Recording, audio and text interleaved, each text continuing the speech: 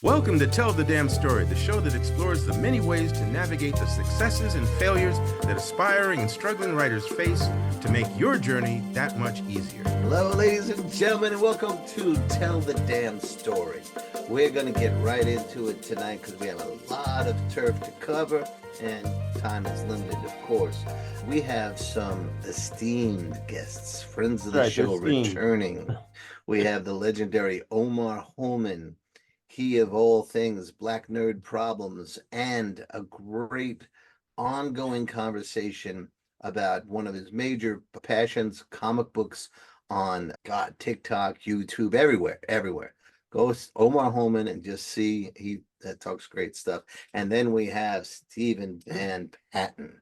He of the Brookswater Curse vampire series. He of stage managing television. I don't know how much I can say about that, but that's what he does. He has so much. Yeah, it is what it is. It is what it is. Damn it. The man's got cred. There he is. He's on cred. He has creds. He's on creds, something like that. And then, of course, the legendary Alex Simmons, who has been telling tales. He started with the very young Jesus, and he's been telling the rocks and the ever painting since in the then. caves. Yes, it was really fantastic time. It was a very creative, liberated time. But I've been wanting to have this conversation since I first saw this film. I think Sinners, Ryan Coogler's film, latest film, is one of the best films that has been produced by an American director or put out by an American director in maybe 20, 25 years. There's the more you see it, the more holy shit moments there are in that film. And I couldn't think of better people to talk about it with than the mighty SVP and the legendary Omar Holman. So welcome to the show, gentlemen. Yes. How are you? Thank you. By the way, folks, please stick around towards the end because there's going to be some goodies there too. Yes. You think you know where this is going? We're going to release a couple of vampires into Alex's house, and we're just going to follow him with the camera. Right over there in the green room. We're taking bets on how long he'll last. Omar's got 67 seconds, which I think is the hot bet for the evening. The sun's going down. Let's be afraid. We'll talk a little while as it gets darker. And don't forget, we have charcuterie. That's right. Oh, hell yeah. Okay. So, ladies and gentlemen, can we start with just in general? What was your reaction when you saw Sinners? I'll go last. Steven, you going first? Yeah, Steven. Okay, I'll go first. It was a mix of elated, and there was a lot of damn, I wish I had thought of that. Being honest, because my vampire series, I stepped out of Jim Crow because I have a black vampire main character. And I was like, if he sits through most of Jim Crow, that's not going to work. So I shipped my guy off to go hang out with vampire samurais for a few years. And then I bring him back, and he still should have probably been losing his mind because it's not like shit's changed enough for you not to lose your mind if you are a black vampire. But anyway, I digress. There were so many feelings I walked away with just in terms of, and no big surprise, Ryan Coogler doesn't know how to make a movie. So, of course, the cinematography is crazy. Sure. The fact that you've got the most seamless one person playing two characters. Oh, yeah. At the same time that I've ever seen in my life.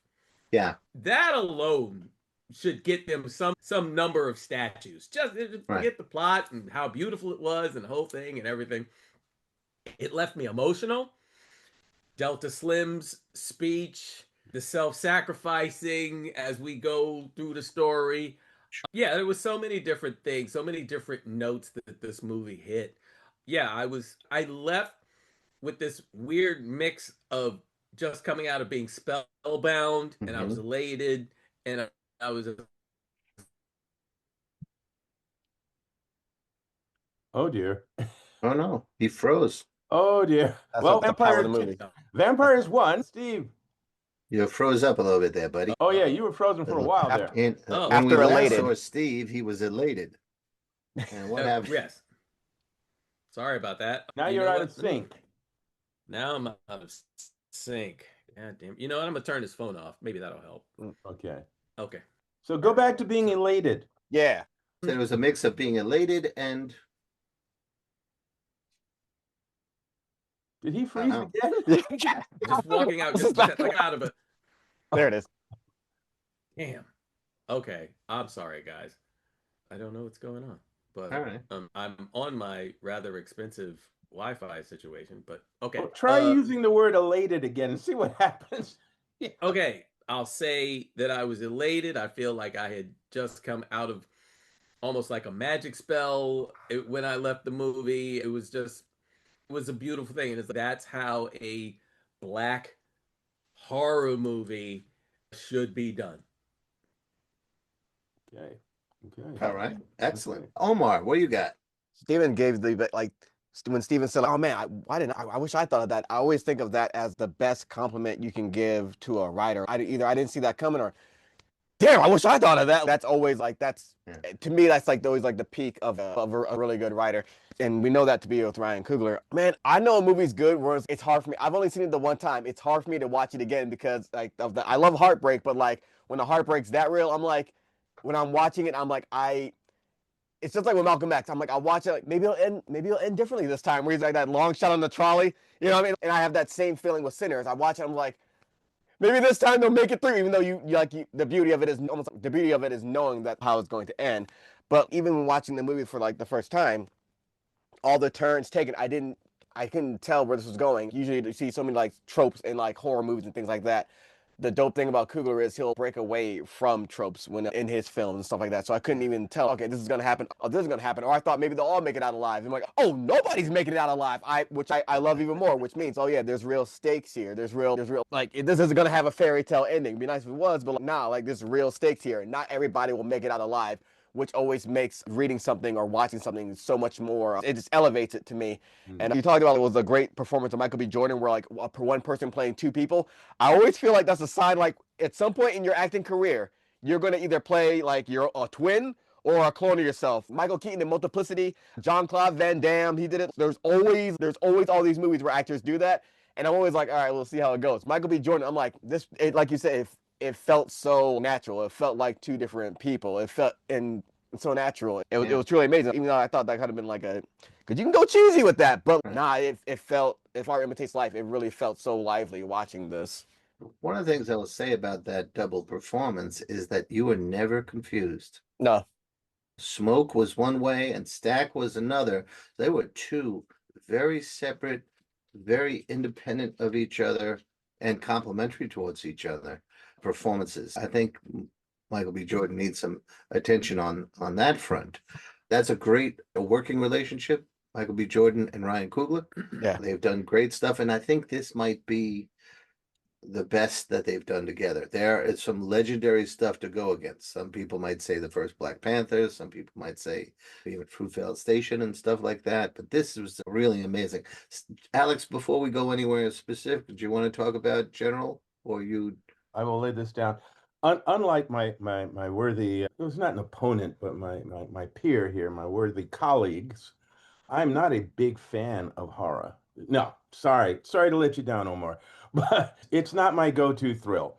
And in particular, vampire films, and I'll just be very transparent, it has something to do with nightmares I used to have as a kid, which I worked through and blah, blah, blah. But I discovered when I watched this movie that like you have that injury that you recovered from 20 years ago, but every now and then you get the twinge.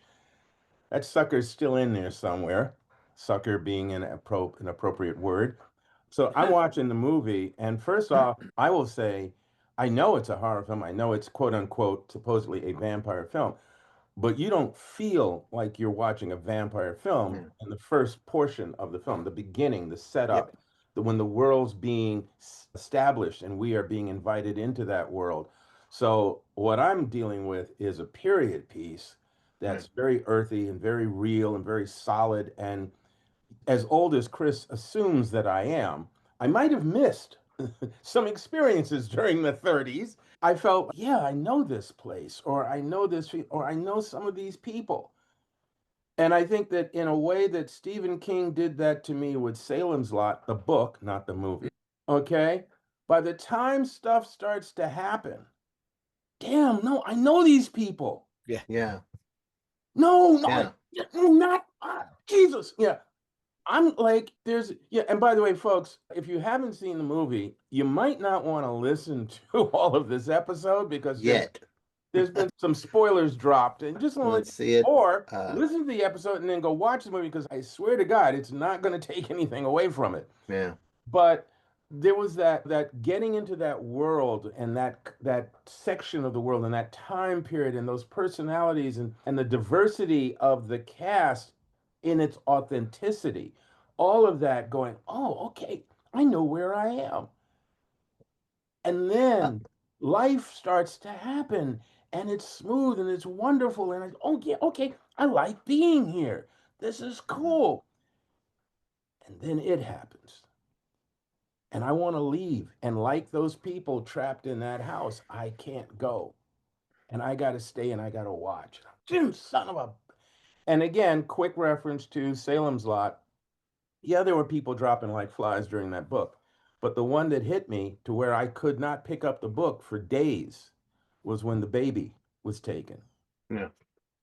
The moment the vampire killed a baby in that book, I threw the book down, and it took me days to get back to it to finish reading the story. Yeah. That's one of the strengths of Stephen King is that and I very many readers throw that book across the room. I felt like that with this, and there were certain moments with this where that hit me, and I'm sitting there, son of a bitch.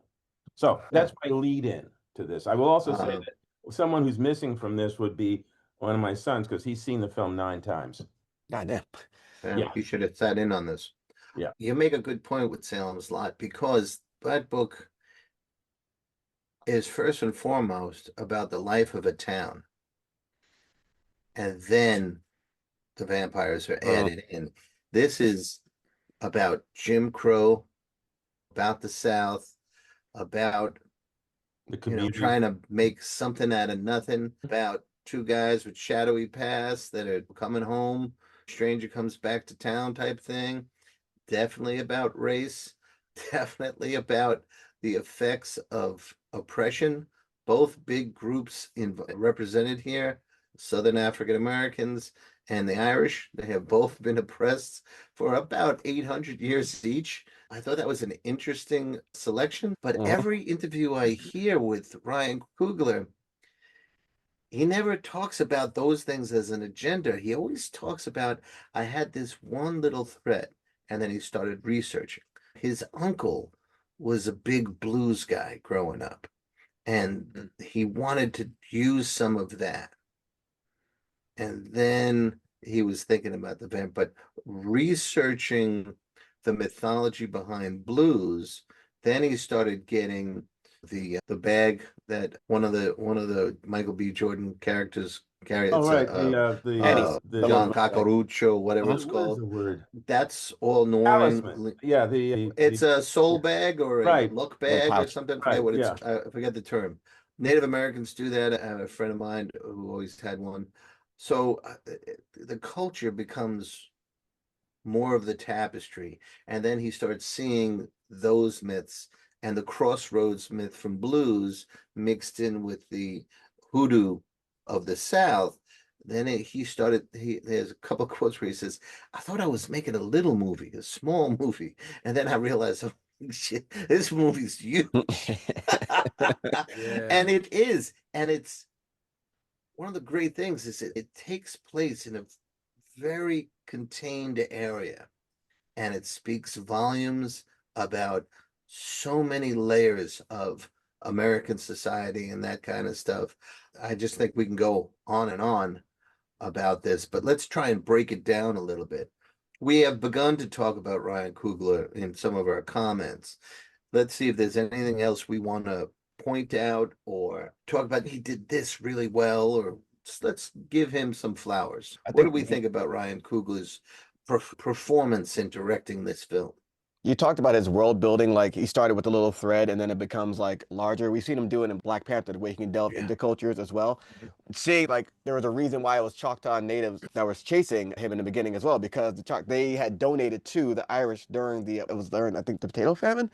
I like that, like to research facts like that, to not even know it. I'm like, I had no idea that was a thing. And then there's Oh a yeah. statue over in Ireland, a monument, little monument to that as well. Yeah. So seeing like everything is connected as well. So like, there's a flip side between the Irish and like the black. It's like when Stack asks him, "Y'all clan?" He's like, "Sir, no, there's that oppression there." But then also it was a small glimpse into it, but like a connection with the Choctaw and the Irish, him Remick being Irish in the very like in the beginning, and then we see it throughout and played differently between Stack Smoke and Remick as they're black and they're Irish, but like those different sides of oppression, and then him letting them know, oh yo, I mean, they were gonna put the Klan on you guys, like. Yeah, Like I mean, if you think it's about better it, over here. Like, come the on, Choctaw, like the Irish, the African American, Chinese. all Chinese, Chinese, yes, they're Chinese all as well, oppressed yeah. by the same group. Yes. I don't want to say nothing. Yeah. Damn. Yeah, some folks got around. The fuck is? But I'm sorry. like you pointed out the Chinese as well, because a lot of folks are like, what were they doing? They're like, nah, they had influence in the South as well. Like they were there. That is accurate. So he works almost like a historian as well. Like he'll take these things from the things he takes from history, doesn't bend it, but like he can just use the truth. He doesn't have to like, oh, I'll flip it this way. No, like this thing happened. It supports this. All right, cool. These will all be references to that, and you can do the research on your own, which makes things so much more fun when you're watching something or reading something as well to look into more things. Because then it wakes people up to things they might not have known or considered in prior. Exactly. If I could add something to that, I just in prep for this, I listened to a New Yorker interview with Ryan Coogler, and he talked about doing all that research because he would hate for someone from one of those groups, a blues musician, a hoodoo, Choctaw, to sit and have the movie ruined because they didn't do their homework. And I love that responsibility to the audience, and you serve the story by serving the audience. Yes. You get all that stuff in until Get it right. It's fabric, it's background, and it seeds situations and goes on from there. Fantastic. Even oh my God, Tyler is Alex's godson. He's going to kill me for this. Oh, now I remember. Haley Stanfield's character. And it was like a brief, should we go viral about this? And that didn't have any real legs on it. But because the statement that it was making, and there's actually a couple of levels of statement, but that whole idea about passing, not passing, who's your family? Yeah. No one else can tell you what you are. And that was her home and her family. But she screwed up when she tried to do the pass to see what they were doing. The people who weren't allowed in at first. But if they had money and their money spent good, that's why they took a bite out of crime on her. The thing of it too is that Ryan, the story, let me just put it that way. The story lets the characters be true to their nature and to make the mistakes, assumptions, efforts that they would make. But every decision each person made, whether it was a mistake or not, I went, I see that. Character, I see that. And it's bad when you know that somebody who you like in a story is going to go do something totally natural, something that's an everyday thing, and they're not coming back. Yeah. They're going to come back as, and this is one of the things that gets me about vampire films and concepts for decades, is that with the possible exception of one or two stories that I've been introduced to, you aren't you anymore. Once that gets you, you are not the person you were. You don't have the same relationships with the people that you knew anymore. No agency. Excuse me? There's no agency. Yeah. And so losing self is a threat. It's a huge threat on a personal level, certainly on a cultural level, on a racial level. And that's why I think, again, choosing vampirism was perfect for the kind of story that he was telling. Yeah. Because it is about taking over. And so the people, the victims, are no longer left to be themselves anymore, no longer allowed to be themselves anymore. I have an additional take on that, and I want to see what our guests have to say. I see what you're saying about Coogler's use of vampirism in this film. But the thing that struck me about that was that it allowed, in case you haven't seen it, the Irish are the vampires. That's what happens in this film. Doesn't mean all Irish are vampires, see? But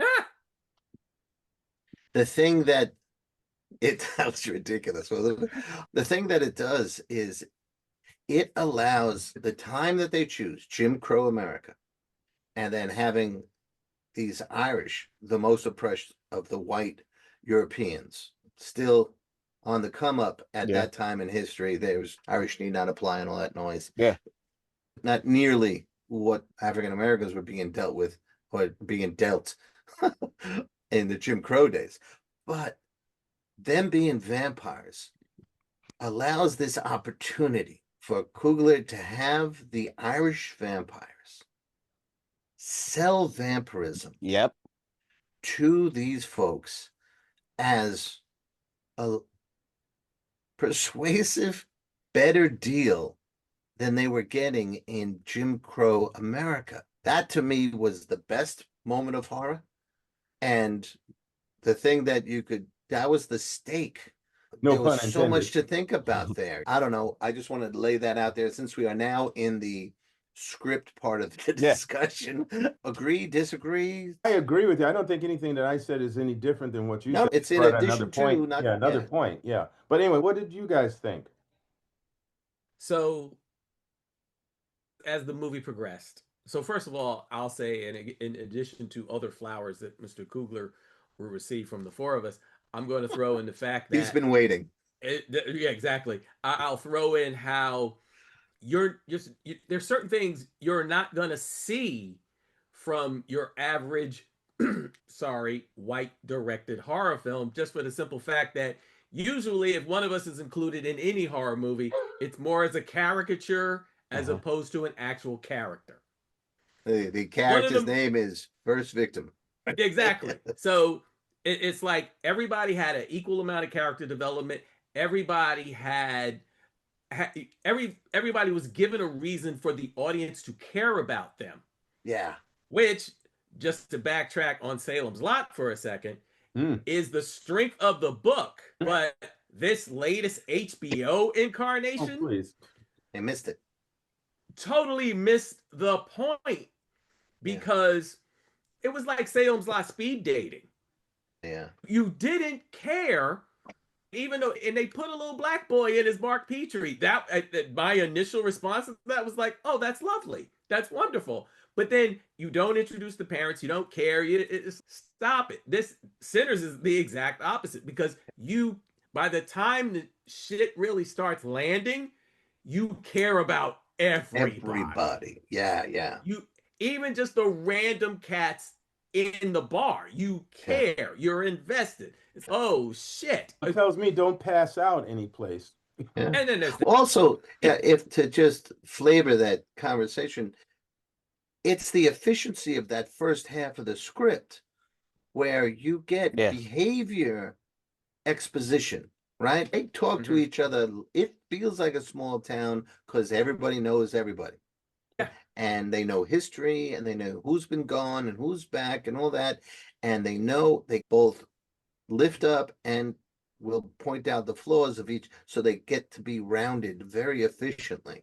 Yes. And that's, I think, part of the reason why we care by the time things start turning. Yeah, I'm just curious, Stephen, where else were you going with that? Because you seem to be building. Oh, well. Sorry, sir. Shit. I could go in a number. All right, so here's one other thing that really stuck with me. And that might just be from the fact that, so years ago, I used to work on a little television show called Total Request Live. Oh, shit. And it's a TV thing. I was one of the stage managers. I used to put these people where they're supposed to be, and they look at the right camera, hopefully, and occasionally I'd get yelled at by the directors and so on. So that kind of accelerated my understanding of the demise of hip hop. And when I watched this movie, it reminded me of the appropriation that I was witness to as I stood there watching socially conscious rappers be replaced by nothing but mumbling gun violence. I'm selling drugs, and the music is basically has no place in life outside of if you're walking very slowly through a strip club. So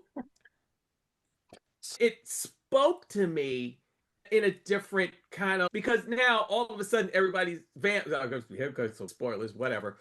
So we went from everybody being in this sort of like weird space of this music thing that Sammy is because let's face it, Sammy drew them there with the music. Power of his music, sure.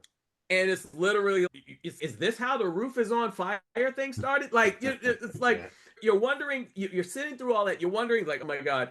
And then who shows up? Cultural appropriators. And that was the thing that really, as I'm sitting there, I'm just all like in another space now, because it reminded me that this happened with Black music in this country. It's like the most dramatic analogy of it I've ever seen. Because I could tell people, oh yeah, I was at MTV when this happened and that happened and this and that, but they won't see how I'm actually very disappointed by my role in all of that. But with this movie, it's, oh yeah, okay. Because now all of a sudden everybody's outside doing an Irish jig. And because we've developed this hive mind, because the goal has changed. It went from celebration of music and having a good time into now we're all together in this weird sort of vampire dysfunction, but we're together, yay! And that was where I think I was going with that. It's really interesting. Oh yeah, me. Great conversation. This is such a great conversation, man. When you were saying like, oh, Remick basically turned into like a used car salesman. Hey, I can get you out of this shit. Slap on top of Hyundai, except like the Hyundai is like vampirism to get you out of this. Y'all fishing, it's oppression versus a hive mind, but we're hive mind assimilation, right? And it's a hard choice. All right, I can survive this shit. I have the power to survive. I'm immortal, whatever. Just can't be out in daylight. There's sunscreen, whatever. But to do that, you're giving up who you are. And we see vampirism differently sometimes. Sometimes it's you're part of hive mind. Sometimes you're just a vampire, or you're under the influence of who turned you, or sometimes you're just a vampire, whatever. This one's like, all right, assimilation and everything. And it was a dope choice because we see Stack trying to convey that to Smoke. Hey man, like, this is the way out. I'm over here now. Yeah, it was rough, but I'm over here. This is it. And then Smoke doesn't go for it. Like, oh, that's the problem. He doesn't have any vision. But that scene where you're talking about they're all outside doing an Irish jig, it's so double-sided because a peace and love and everything like that. But I feel like a lot of folks either may not have caught it or get it. Like Remick was like Sammy before he turned, because they showed that character in the beginning. Oh, these people that can transcend with music. It looks like Remick when they talk about the Irish version of it. It looks like Remick. So it seemed like he used to be one of those. He lost it due to vampirism. All right, I'll get this with Sammy. And that scene outside where there's a hive mind, or he's like showing a hive mind, just like trying to recreate what Sammy did. It's a lot of folks felt it was eerie. I felt that shit was sad because yeah, you're sharing this hive mind and experience with all these folks. They can know the memory, but they can't know the experience. They can know the words, but they can't know like the meaning behind the true meaning behind the words, because they're all from different cultures. So it doesn't have the same effect as when Sammy was doing it. And that's such an important part of the film too. Like just seeing like the way he was able to like bring cultures together. Whereas Remick is, I'm gonna bring back the comics, like the symbiote, like just taking over. So it's in going back to that choice. It's such a hard choice. Like, all right, I can get out of this race shit, but is it only as long as you're the one in control though? I don't get the autonomy to myself or anything like that. So it's such a hard choice. And also the time period, this was after World War I or World War? Yeah, after World War I. After World War, yeah, they were in World War I, because especially when you like the journey of them trying to find the root of it. To me, the whole movie was like, yo, these guys are just trying to find freedom. And then he was talking about, yo, German trenches, motherfucker. Like, we were in there, we couldn't find it here, we couldn't find it there. Then we came back home. And like, all right, is this the only way to be free, by joining up with this guy, but we lose a piece of ourselves? Like, yeah, but it's okay. It's like 50, it's a 50-50, it's a coin toss. So I love the conundrum of that. Yeah, we know this is bad, but Get out of this. We can get out of this stuff though. We can get out of this stuff here though. Here's another thing I'm going to just throw out there now. And believe me, I'm a straight kind of root for the good guys kind of person, but I got to look at Remy. This is the Irish vampire, Remy. right? Yeah. Remick. One could look at him, and I did, in terms of as a storyteller. He's lost. Mm. Everything's been taken from him. And he's lived that existence for it. My impression was years. Yeah. Many Centuries. years. We don't even know how he got here, but okay. And if you think of it that way, then him pulling or trying to pull these people into this community, where was his community before them? Yep. So is this loner who's now feeling desperate for, or what is that story? And I'm just, Ryan's script fills in so much, but it leaves you with so much to think about. And what was the story if one were going to do prequels, or if you're going to do side stories coming off of this, what was going on in the Indian village? Yep.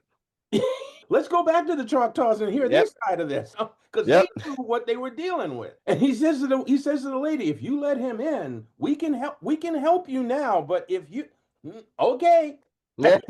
Hey, pack it up. Yeah, let's get home." And it's okay. So what is this guy's story? And watching all of that, and I'm not going to describe the ending because we four know what it is. But even in that moment, just before, he's still speaking. The point that he tries to make to Sammy, it's his plea. And I'm thinking, son of a bitch, it's Darth Vader with Luke just before he dies. Yep. It's another one of those moments. Anyway, I just wanted to put that in there. I'd like to throw a couple of interpretations on that moment. You guys seem very sure that Remick was a vampire, like from the old country. I think if he was a vampire in the old country, he would have went east, not across the ocean to the west, because then you have a limited food supply, and the whole place you're on is made of steaks. It's not, I don't see where that would be. So I always thought, not always, but one of the things I developed was that I thought Remick was turned shortly after arriving in this country. And I think you could look at vampirism as part of the dark reflection, or a reflection of dark America, because America F's with everybody. Only the very, very few live a different life than the vast majority of us. So that's why I thought that would be a stronger metaphor, but I'm not putting metaphors in Brian Coogler's script. The other thing with him wanting to gather more, again, I think that goes back to Coogler's background or upbringing as a Baptist, and really knowing his religion. The whole idea of one interpretation of the devil is that he's in such pain, the only way he gets to relieve it is by sharing it with others.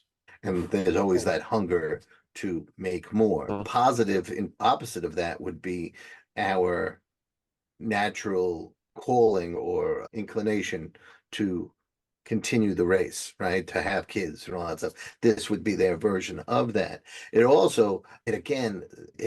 them to play with seduction and temptation, which is clearly spiritual, but then he throws the political interpretation in, basically saying this is a better deal than what you're getting. Then it was really interesting when it was Stack who got turned, or Smoke who got turned? Stack. And he says it's better. Yeah. You get to play around with, how much of that is that thing in front of his brother still Stack, and how much is that the vampire drive to make more vampires? So again, there's so much of this to chew on and to play around with. Let's talk about how well it was shot and how beautiful the cinematography is. We also have to talk about performances, and then I want to get to music. So stick around, folks. So, what do we think about how it was shot? Stephen Van Patten, I have some experience with. A What do you little, think? a little here and there. No, it was phenomenal, phenomenal. It was beautiful, and I actually got to see it on IMAX. So I'm Yeah, like yeah. doing this practically. It was, Oh, yeah. it was amazing. It was. I guess that, but that, I guess that's the good thing about being a director that can command a budget. Yeah. Yeah. Also, that's Yeah. True. because you get to that point where you can be like, all right, I can shoot this movie, but I need this. And And I then the always think, choices that he makes. If Yeah. you look at Wakanda, it was so mhm, colorful Yep. and so dynamic. And part of that was a nod to Kirby's eye for detail, and part of that was true African heritage being represented. But here, there's so much more. If that's colorful, Sinners is muted, and it feels like the red clay mud of the region. The palette they used was just impressive, but it also helped draw us in. What were you going to finish saying there, though, Stephen? oh, just that, just to piggyback off that last point, I'll say that it starts off very bright and almost like southern, not necessarily southern gothic, but definitely the feel is very okay. We're in daytime, and then as the dread really starts to kick in, specifically with the Choctaw encounter, then that muted thing that you just mentioned, like that starts to Yeah. seep in, Yep. and it creates this almost not necessarily claustrophobic thing, but definitely like the jeopardy Yeah. is mounting as things become, like you said, muted. In the beginning, Smoke and Stack are in control of everything. They feel it's bright, and they feel like they have agency and all that stuff. And as the light drains away with the coming of darkness, again supporting the metaphor of vampirism and all that stuff, but also of choices and, like you were saying, appropriation, where there's less and less of who you really are and all that sort of stuff. There's so many places I want to go that would be in another part of the conversation. I don't know. So let Omar do his thing then. Let's see. Yeah, Omar, do your not, thing. Damn it! What do you think we got you here for? I'm really just good with, like the writing and things like that. I'm like, this looks great, yes. Pretty But I guess colors, like yes. you always hear like I think the South is referred to as like God's country. I really got like a sense of that, like the way the open field shots and everything like that. The drive back with Sammy Stack and I'm forgetting dude the blues player they had like Delta, the belt Delta yes Slim. Delta, yeah. belt Slim. Them like the shot of them like coming back. My favorite is the shot of them all setting up, which comes at the end.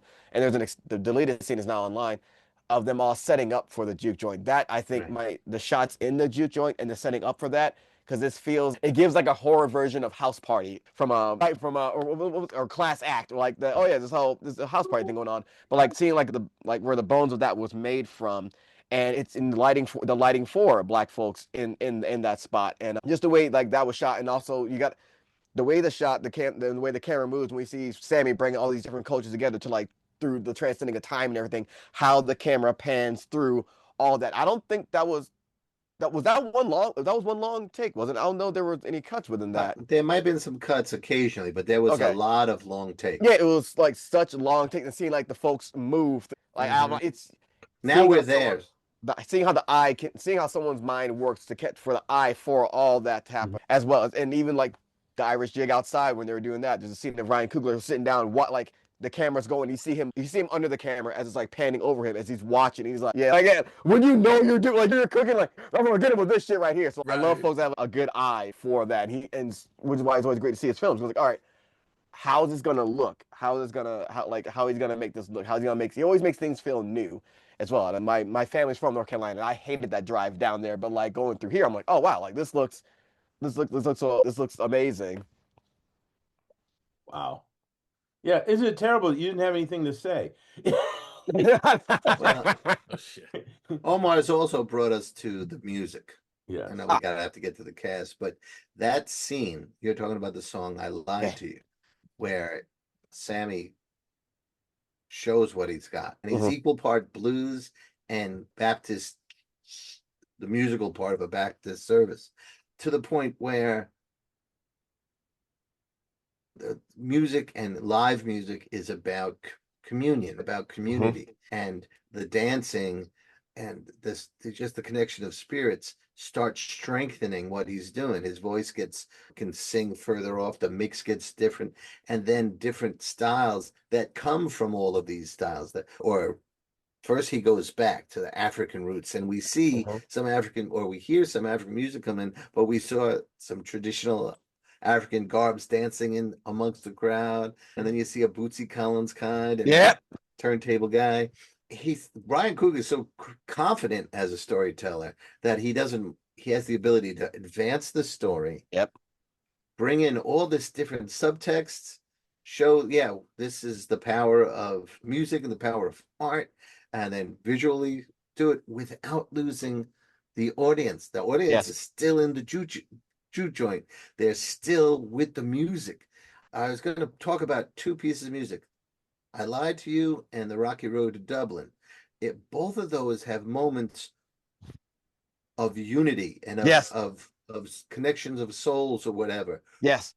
In completely inverse way. I Lied to You. You got Omar now. Join it. And to go with what Stephen said before about the appropriation, they have lost something, but they've also they've lost and gained. They can share, and they understand the pain of that rocky road to Dublin because of their own experiences. Someone said, I think it was you, Omar, you said that they know the experiences, but they can't feel it. I interpreted that they experience, you really touch the experiences, and that there's more to it, especially these two groups, than there is to push them apart. Plus the vampirism, to go with Steve's, that's evil. Omar, you were like rocking when he started to say that. Your impression of it?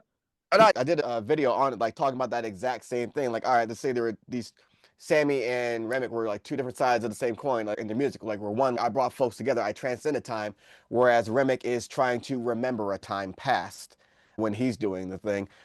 Another thing I was thinking about was Sammy's father was played. I guess I can bring it into that later, but I'll go with church music and the blues. When Sammy's father was talking about, oh, that's devil music, but I want you to do like this church music there. There was a great line online, or someone said, they'll see it as a sin. If they can't profit from it, they'll see it as a sin. And I'm like, God damn, because he wanted him in the church to bring people. He just wanted to use his gift in a different way, but he still wanted it for your own means, which is to bring people in to the church. Whereas he wanted, I'm just trying to get free with this. So I found that conflict between the blues and the arts. The church and the art. That was, I'm like, I kept going. Like, ever since I heard that quote, I was like, yeah. Steve, any thoughts about the music? Just the usual. I'll say, so of course I was moved by the whole panning around and the connections between the hip hop and the blues and all the other sort of like tableaus that occurred while that was happening. And of course, in my own head, I was amused by the roof being on fire. And I had little jokes to myself and the whole thing. No, I'm not concerned. Yeah, exactly, right? Nah, Steve's talking about some club song that he used to dance to. 100%. Yeah, you mentioned Kid and Play. All you needed was Boogaloo Shrimp to show up.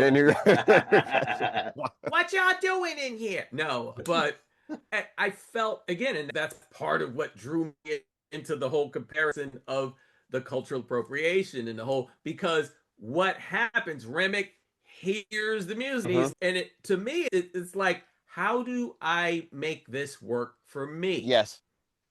And then the other interesting thing is he doesn't even get into Wumi's character. He doesn't even get into how he wanted to get his claws into her until he knows he can't, because he was also after her because she had the power of interpretation and the hoodoo and the whole thing.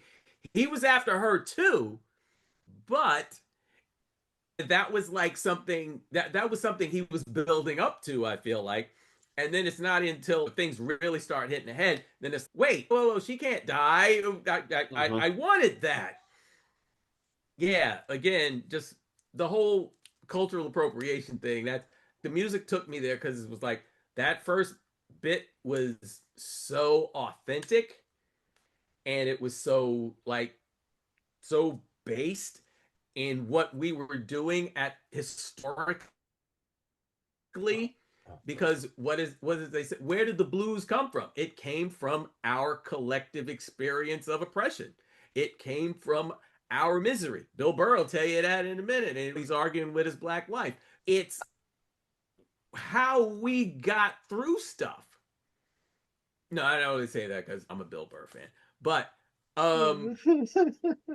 that's a large part of it for me. And yeah, actually, I need to download that shit and Yeah. go dance around in the shower. But that's a whole There you other go. thing. We'll just watch out for the slippery parts here.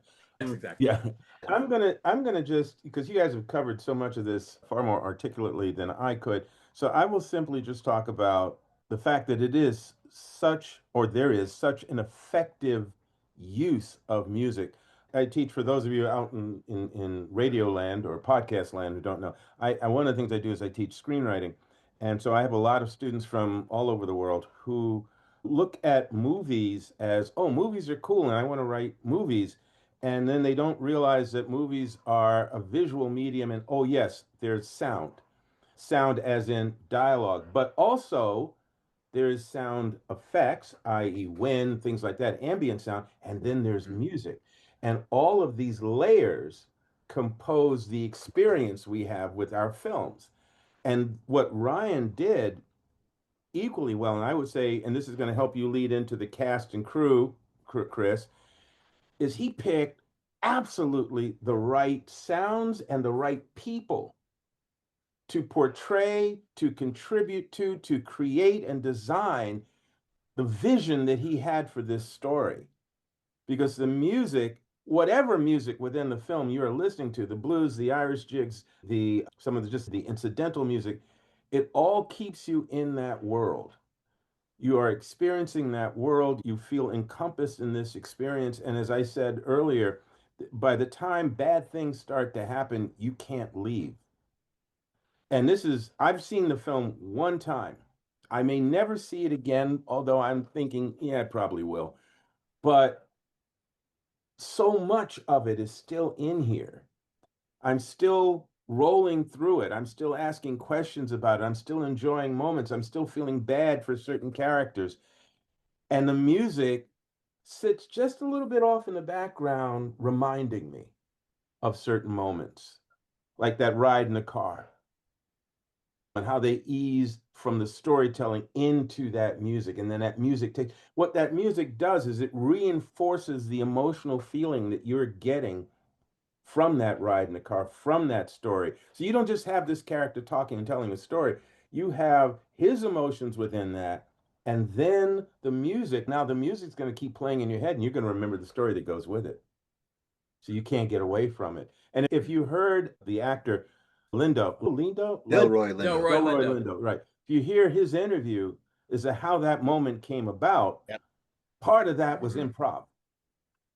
He just went with it. And Ryan, being the director, went, yeah, keep the camera rolling.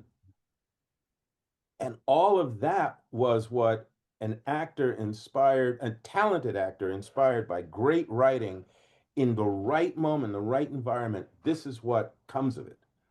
And so we have powerful moments like that supported by the music. And I think that's just, again, a wonderful, more flowers, Mr. Coogler. FTD is here at the door. More flowers to you for being able to pick the right people and then letting them do their thing so that everybody brings their A game and you get the end result, which is serving the story. Cool. I want to add one last thing about Remick and music and stuff. I had he's more complicated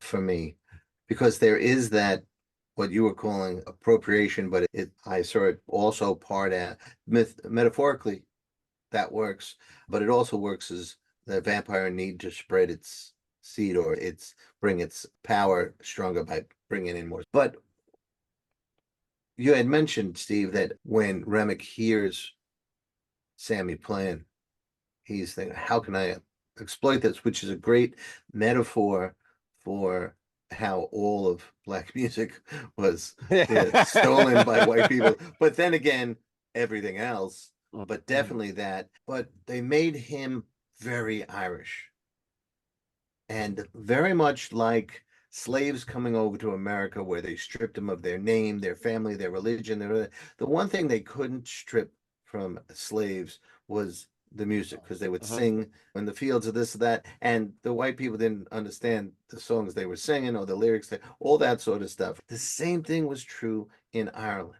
They wouldn't even let them dance. That's what that very rigid step dancing, because they didn't want them building up their arms to attack and all this stupid shit. But the pull of music in Irish culture, whether it's the mournful, almost like an Irish version of blues, or the more jovial, despite being starved by the English Empire, reduced to one product, potatoes, and when they went bad, everyone was starving, and England didn't give a crap. So I thought he was pulled first by the power of the music. I think he struggles with whatever's, and I think that's really an interesting take on vampires. Again, one of the reasons I wanted to talk about everything with Sinners is because he's always, much like Shakespeare, every line is affecting 3 or 4 different levels of commentary or theme or story or metaphor, and that's why this is worth the time we're spending on it. That idea of a conflicted vampire or monster is so much more interesting than just a fiend. I don't think we can conflate, so appropriation, people are conflicted about that. The history doesn't really bear that argument out. I'm really talking about that vampire fighting things that drive vampires to and the remnants of their souls. That made it really interesting for me. And the performances delivered by the actors. Wanted to name some names and then see what we can talk about. So we had Michael B. Jordan as Stack. Hold it, Chris. Hold it. Before you jump into the cast, when looking at the Rocky Road to Dublin and reading like through each line and everything, and then finding out more lines like, the troubles the women face in Tomb, as I was reading it, I'm like, and hearing the side of it, I'm like, this dude's rapping his ass off. This dude, like the beat there, keep like, I'm like, this dude is just, and even like going through the meter and everything, I'm like, this dude is really right. It made me think of other, as it's in the video, I was like, this reminds me of We Gonna Make It from the Locks, and just seeing like the cross reference from that, like this song, it's why so specifically that song was chosen, a song about oppression and everything like that. This song correlates with them, but also like even the meter of how I'm like, this dude's rhyming his ass off, man. I was like, let me look at who wrote this. There were many verses to that song, and they handpicked the ones they wanted to augment what they were doing. Fantastic. It's great that you interrupted and pulled me back from the automatic pilot. So the thing I'll piggyback off that with. Oh, we're piggybacking. Is going back to the full-blown cultural appropriation of what I was complaining about as far as the demise of socially conscious hip-hop and everything like that. The record label exec is not gonna come in and be like, look, so we're culture appropriating your shit. They're going to say, look, I'm going to make you famous. I'm going to get you a whip. I'm going to get you this money. But you have to do what I want you to do. And you don't really get hit with that first. It's more look, I'm going to make you rich and famous. Which, in its own way, is... trap. It's a trap. Because once you're rich and famous, then you're addicted to being rich and famous, much like a vampire is addicted to blood. And they would always do that. They'd also do the thing that we've done to different countries around the world, collectively meaning white people, and whether it's a European empire or America had a part of it. But they would do all these loans and stuff, and then you'd never pay the loans back, and they would have these whole countries in hock. It's the same thing with the young musician. Yeah, buy the mansion, buy the yacht, buy all the. Yeah, we build you for all that. Yeah. Oh, you want caviar every night? Sure. We build your ass for that at exorbitant fees, and it's all that to keep them down. Right. Everybody in this cast is down by that oppression. Yes, and it ultimately becomes either take me to your leader, or I'm going to make you the leader that works through me. Yeah. And there was this moment of kindness in the theater when I first saw it, that as the credits started going, and as not a Marvel movie, so I started leaving, and the guy says, wait, Yeah. I was like, excuse me? He goes, just wait. So we did, and got to see that whole ending. And I had to go back. I had been a step or two down. I went back up and I thanked him for that piece of generosity. That ending is the two parts. But let's talk first about the clan coming in. The guy who rented or sold the barn to them was setting them up. There's an evil waiting in line behind the other evils. It just shows you like there's just no winning. Of course he's got to come out guns blazing. There's no other choice. There was a moment I was able to root for, but then that final ending where it has continued. Whether you want to argue about he found a way out of the appropriation of this and that, or what that meant, that ending for the vampires. I just think that the casting of older Sammy, Oh yeah.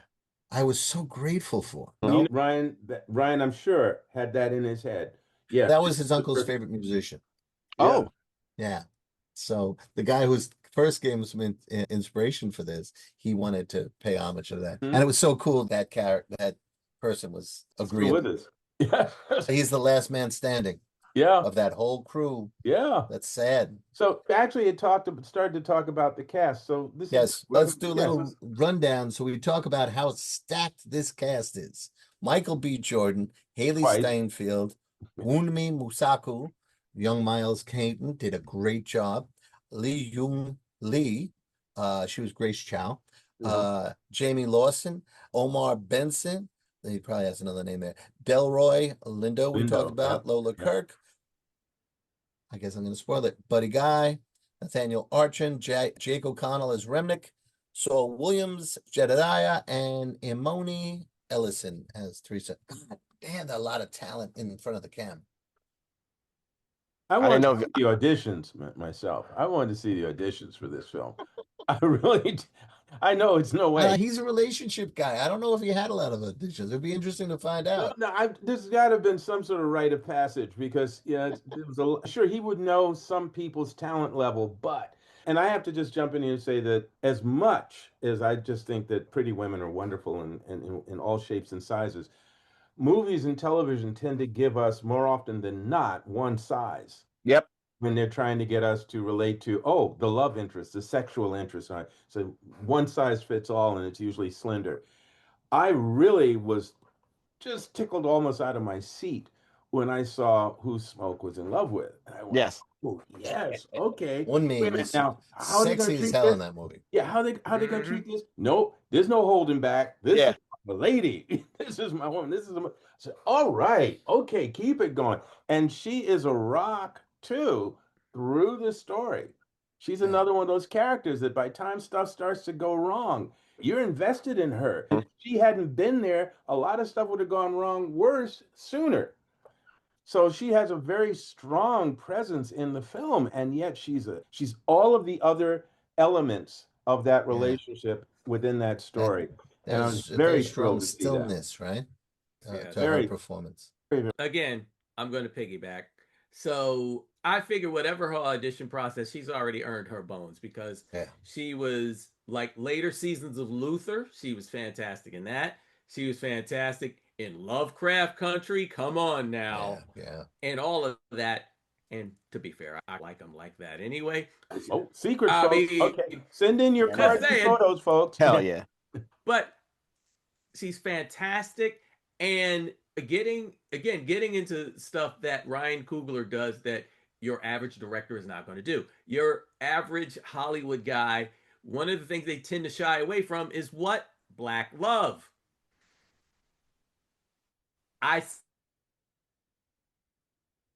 Everybody, spiritual. Yeah, we're on that. There you go. Like, okay. Random people will hit me off with my vampire stuff. So what's the difference between your stuff and Blade? First of all, Blade went 3 whole movies with no sex scene. That's a problem. That's right. That's a problem. 3 whole. How many bad Santas Stephen Van Patten, do we you have? want to read his books. How many bad Santas do we have with how many sex scenes? Okay, a protagonist.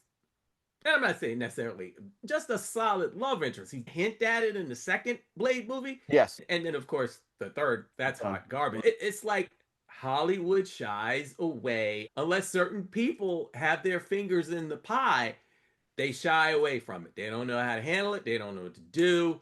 So that in and of itself, it, along with all the other stuff we have talked about, that in and of itself puts the movie in a whole other shelf. Yeah. Skippy.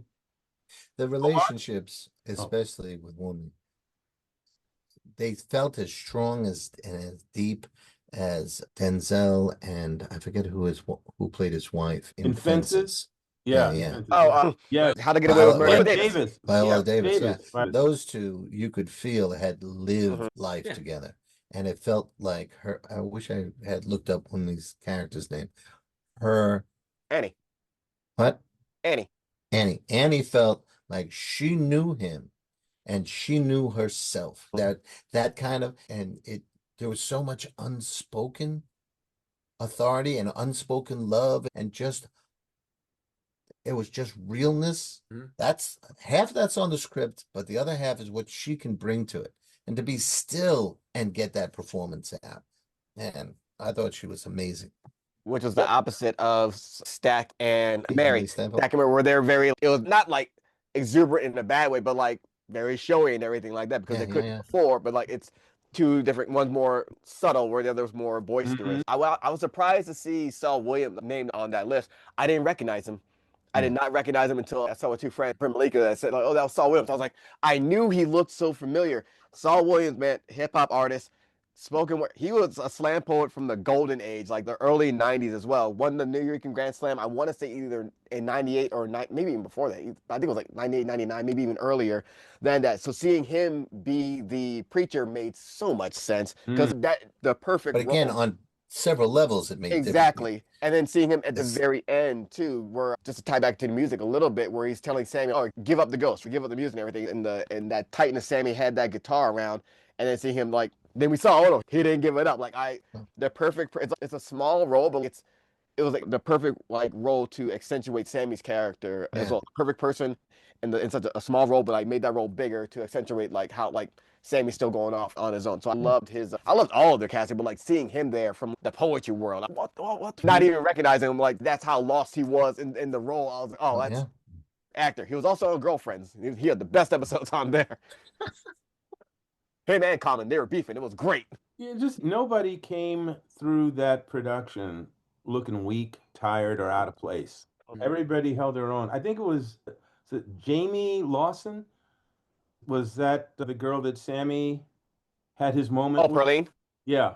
That was, even her, because from the moment we saw her at the train station, you're going, whoa, okay, she's sweet on him, but then she's married. But yeah, I know, I don't think that's going to be a problem. You see where this is going. And it could have gotten raunchy and baby, but there was a sweetness about how they played with each other. And Sammy had no real game. He was just being honest. It was like, you're beautiful and boy, I want to, and blah, blah, blah. So there was a certain honesty about even their aspects with it, which is different from Smoke and his lady, which is different from Jack and his. So there's 3 different relationships playing out in that moment. And then there's a relationship between the husband and wife, the Chinese husband and wife. Bo and Grace. Yeah. They have an understanding. They have lived. They have built a life together. They have a daughter who's got a stick up her, but that's a whole nother thing. It's just, she was so perfectly adolescent, wasn't she? Yeah, she was judgment. Like, y'all going out there to get drunk. Whatever. I watched the store, fine. I'm gonna go over to Sammy's father's church. Heathens. It was like all of those levels of life. Again, going back to what I said at the very beginning, that town, that village, that community, those people, you knew them. They were there, and for what happened to them hurts. But then again, that's what the film was about. And this is a completely different way to build stakes, a completely different way to say this matters than, oh, one of our cast members must die. Ta-da! These are like, wearing the red shirt. We're going to make you feel for everybody. Yeah. So any single one of them is going to hurt. And then we could play out that theme where the American monster takes everybody, or white European, whichever bucket you want to put it in. Everyone gets swallowed up. Yeah. And that way, the Irish are just being used to continue the appropriation or whatever. I'm sorry, you're going to say something, then I want to say something, and also I have to watch time. Just want to let you know about I was going to go back to, do we need to talk about any other cast members? I want to give a nod then to Omar. Just give a quick nod. Oh no, I was just talking about what Mr. Ryan said about Remick. I'm like, oh, he became what he hated. He became what he hated with the running Christianity and shit like that. But then you're taunting Sammy with it right there, and then being like, and then wanted to amass everyone. You became what you hated, what drove you out, what you hated, which is. I never tire of that when seeing a villain, or I didn't really see him as a villain. It's more like a force of nature, but seeing that with an antagonist, I never tire of seeing the different ways of that happening. And it was perfectly hellish evil that there's enough still left in them to know what they've lost. There's a real pain to Remick, which makes him far more interesting than it was just, God bless zombie movies and stuff, but there's no reflective zombie. You never get to see the story on their part of view because they're all stuff. Wait a minute, what was that? What was that? Warm something? Dead or not to be? Where the zombie came back to life? Yeah. What was warm that? blood. I think it was like warm blooded. Warm bodies or something. Warm bodies. Yes. Yeah. Warm bodies. That's the only one. Yes. That you know. Wow. Thought you weren't a horror guy. I don't like horror either. But I'm not. But I'm a story guy. That's a deep cut. Yeah.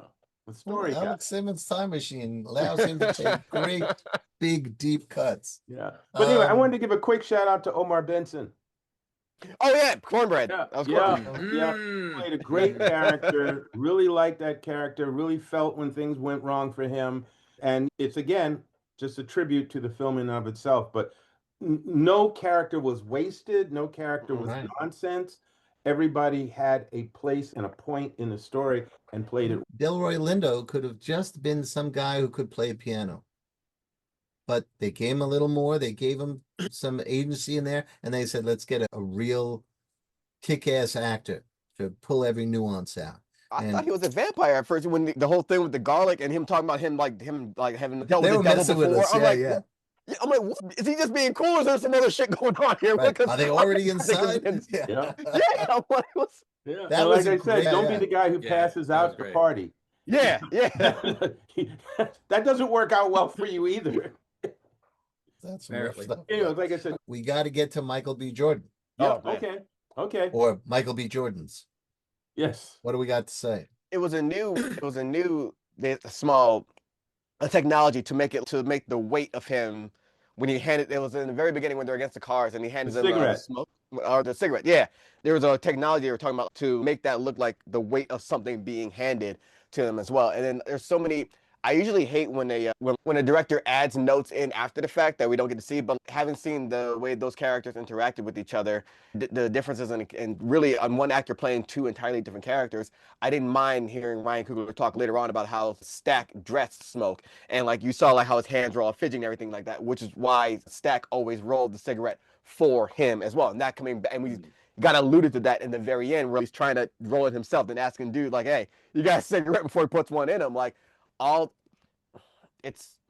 always appreciate the little details of an actor to make a character, but then you have to appreciate so many of the little details that Michael B. Jordan had to create for these two different. Also a method actor, but he's not like he told people on set, oh, when I'm Stack, I'll be more joyful. When I'm around a Smoke, I'm going to be more like reserved and everything like that. So all these tiny little details you have to do to build a character as an actor, to multiply that for two different people with two different personalities, like they've been getting on his acting before, but I'm like, I like this acting. So this one I think helped solidify. I'm like, I'm getting up there. He's getting up there. You know that choice with the cigarette rolling? Yes.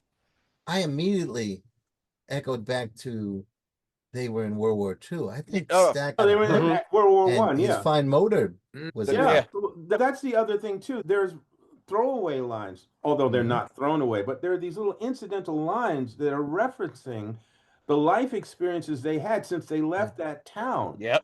And they went to war. Yep. What they experienced there and coming back from that, white soldiers coming back from war, either 1, to Nam, Korea, whatever, have PTSD before we had the phrase. A lot of them could not adjust to civilian life, having seen what they'd seen, done what they'd done. So these two guys came back, whatever their life experience was before, now they've gone through war. Now they come back to the States and they wind up in Chicago and they get involved in that life, which is a hard life, which is a brutal life. And they have to make it work for them because once again, yeah, they're working with the mob, but they ain't Italian. You know, they are not. And Irish either. Yep. I'm certain some of the mob was just not kind.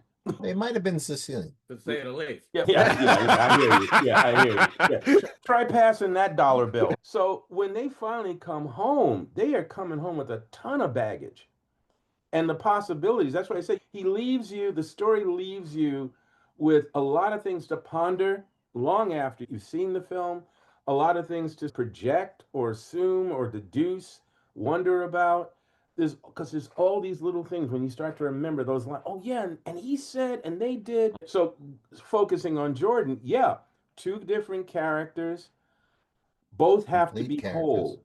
They have to be whole human beings to you because you are going to portray them. And unlike stage production, where it's linear, you start at the beginning, you move all the way through 1 act, 2 acts, whatever. Film shoots out of sequence a good deal. Yeah. Oh. Yeah. I didn't know that. Like, let's go. Like, oh, yeah. No, you can shoot out of sequence. And and quite often what happens too is you've got multiple takes. Yeah. You're in the middle of something, you're in a rope, cut. No, we gotta what? And so you gotta keep being able to go back to or hold on to who you are. And for him to do that double within whatever the shooting schedule was, powerful man, powerful performer. Yeah. It would be, and I know he came on as two different characters. It would be interesting to find out if, since they were saying we're shooting this scene, right? Did he have to in the morning do all the stack side of the scene, and then in the afternoon switch it all up? Think about the stress of changing your entire mindset for a completely different performance in that same day to get that scene down. Production logically, you would think it would be required to do. Speaking from a production standpoint, I would assume, I don't know for sure, but I would assume from a production standpoint, they did shoot that way. Yeah, so you've got not only the actor has to, but you've got wardrobe and makeup and all those other things to all deal of that. with. Sure, You know, yeah. And I know it was multiple times, like the Rocky Road to Dublin, somewhere in something I read preparing for this, it was 5 nights of shooting, whatever, and I don't know which of them is in that scene. There's one's dancing and one's inside. Yeah. So they shoot that at different times, but you still have to have. Yeah. And if they were doing a conversation, that would be, all right, we're gonna do these pages. The morning when they'd have to do one character, afternoon or evening, that's a lot. His performance is they need to be celebrated. And let's also give a nod to Ryan too, because once again, and I watched. Thank you. Oh, the other brother. Yeah, yes, Chris. I had to do it once. That's your brother from another mother. I also, from a lot of my students who are, because I'm teaching screenwriting, but they're getting exposed to, especially in their first year, they're getting exposed to cinematography, directing, production, all of that. So a lot is coming at them. And one of the things I have to remind them sometimes as they feel bad about how a particular little film exercise turned out.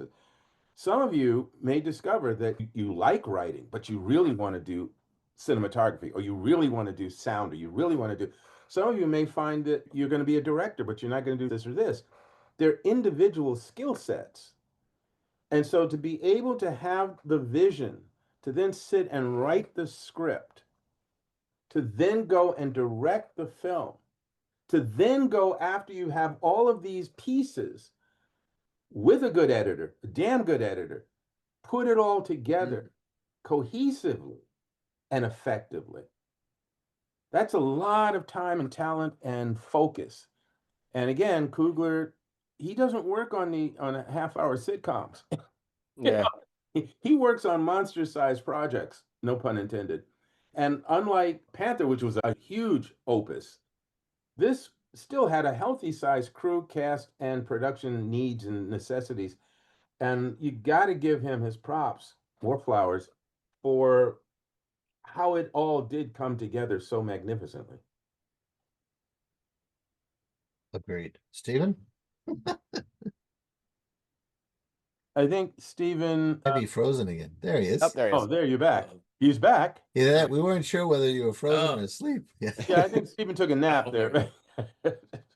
No, I definitely, because I know how production schedules operate sometimes, and actor availability and all that other stuff. So getting him together, like I said in the very beginning, actually, it's like the fact that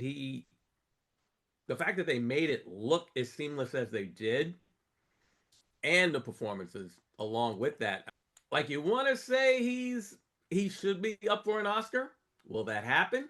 I don't know. It's still a horror movie. The fact that they're due, even when they are hitting the bar this high, well, we'll see. I got to tell you, and Coogler said something similar in the New Yorker interview.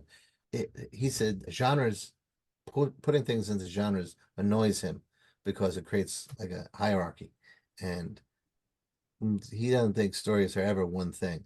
And this is a much social commentary, period piece, community, like Salem's Lot, very much music. It's part musical. There are so many genres in this.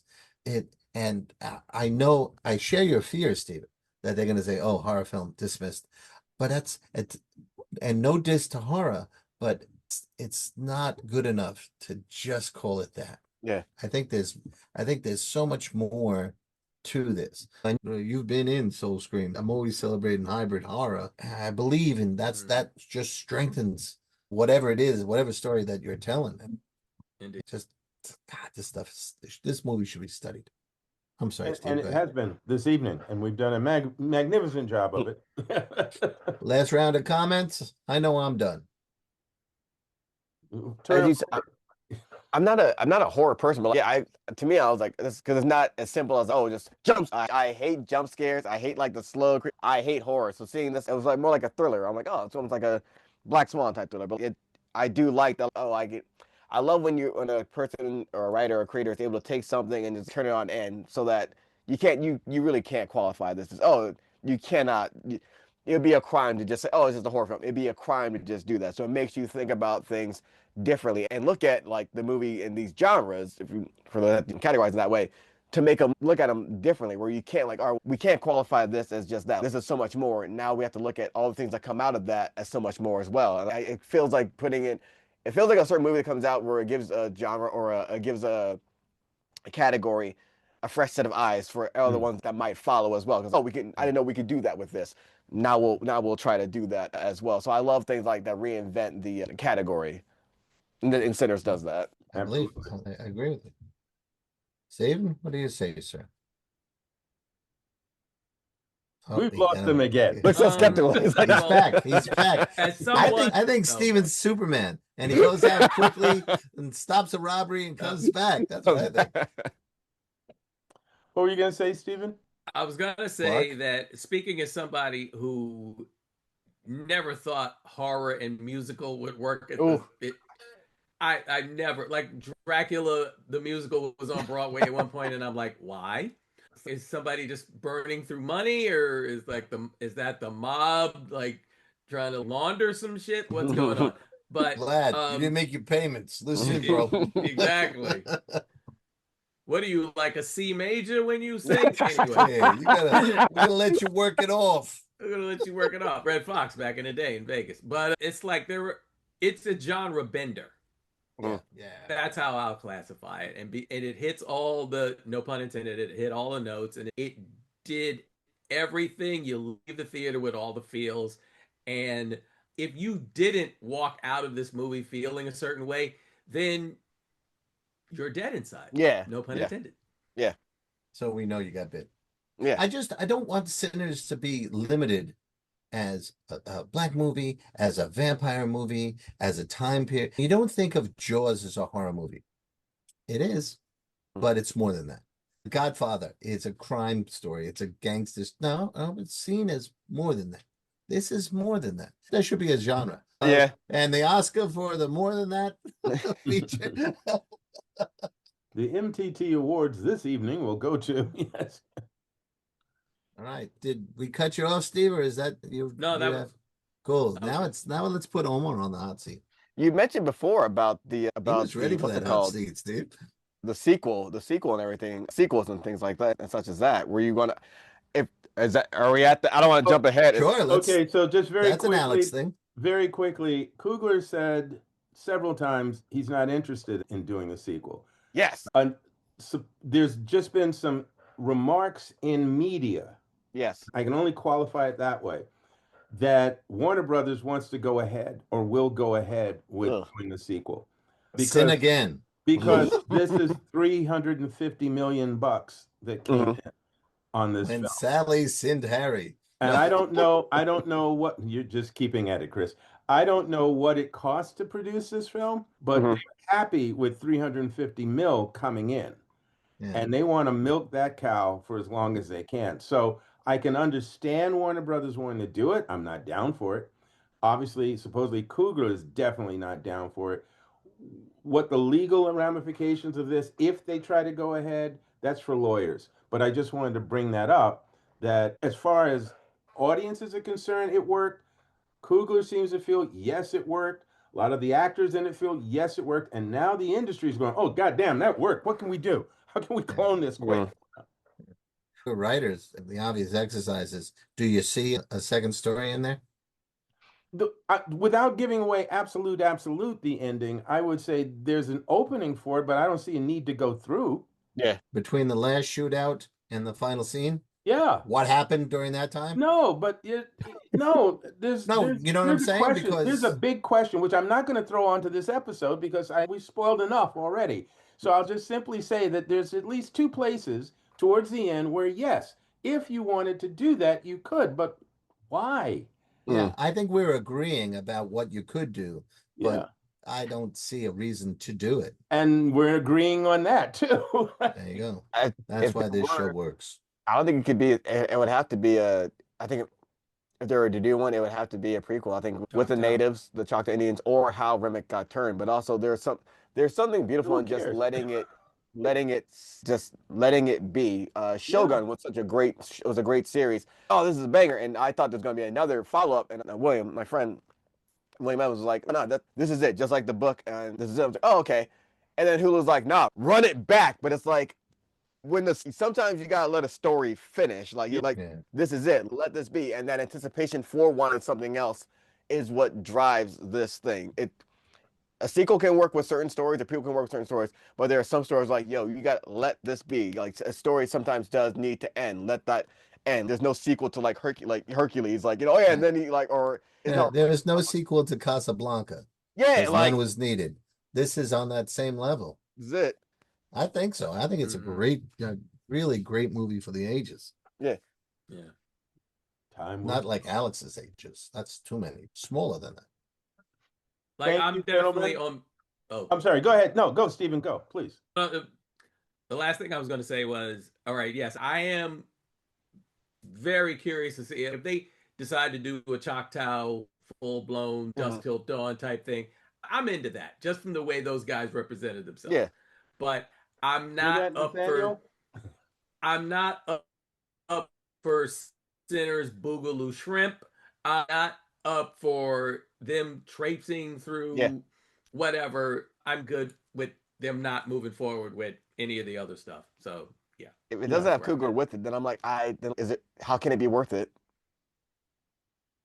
And then there's that. I wouldn't want to be the director that followed him on. Yeah, like it's a stark difference between sorry to keep comparing things, but between Alan Moore's Watchmen and dude that did Lost, Dan Lindelof. I'm so horrible with names. Lindelof, the Watchmen he did it's a gamble, it's a risk, but that shit paid off with good writing. Like that paid off.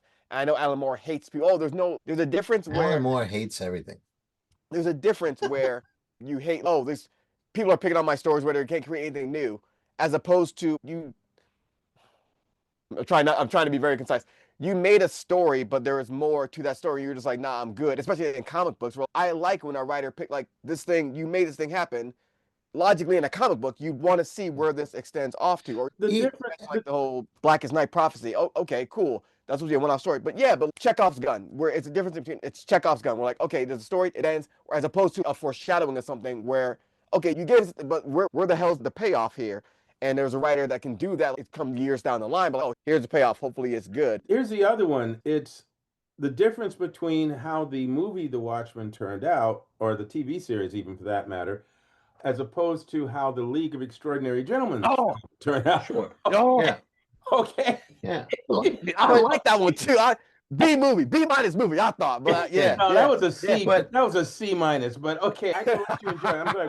But Billy great the content. Kid, because we got to have an American in there. So Yeah. Billy the Kid. Okay. But a perspective on Alan Moore, both of those projects that he did, right? League of Extraordinary Gentlemen and Watchmen are inspired by existing material anyway.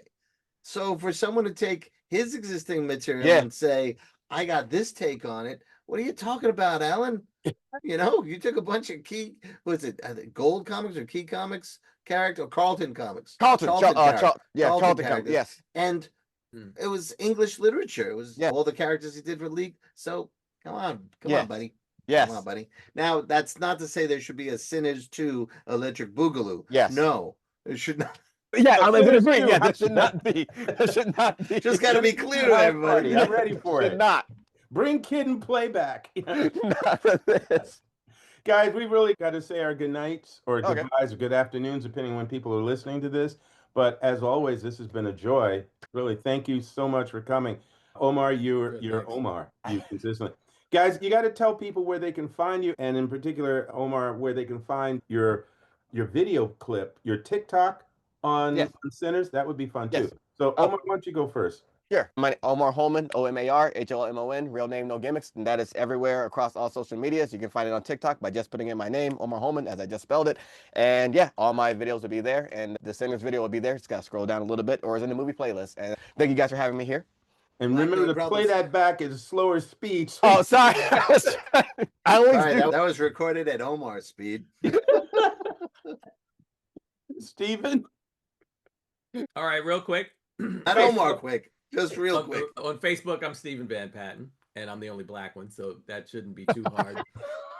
On Instagram and other things like that, I am at SVP Thinks. Oh, he froze Thanks. again. LaughingBlackVampire.com. Repeat it again, Stephen. You froze. Yeah. Stephen Van Patten. Laughing Black Vampire. There you go.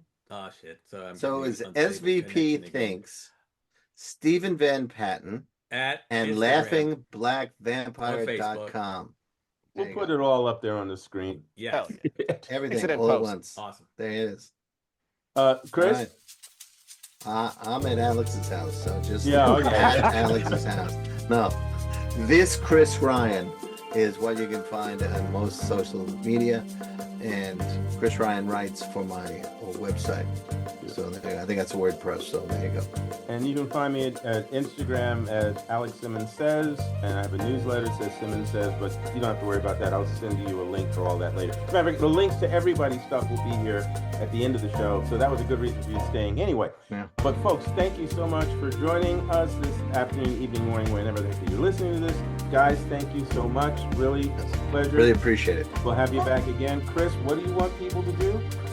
After this, I cannot believe there's a single one of you out there who hasn't hit subscribe. Did you not hear Stephen? Did you not hear Omar? What more do you want from us?